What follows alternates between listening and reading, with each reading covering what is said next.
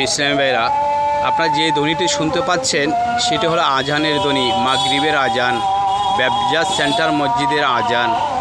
এইটা হলো ব্যবজাজ সেন্টার মসজিদ।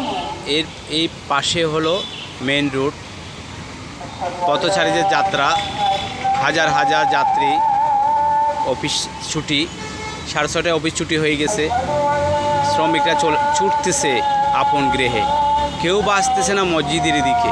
মসজিদে এই যে মসজিদ দেখতেছেন, এক কাতারও পূরণ হবে না, কারণ আমি এই মসজিদে স্ট্যান্ড বাই রয়েছি, আমি ফলো আপ করতেছি। এখন মানুষ মসজিদমুখী হচ্ছে না কেন জানেন?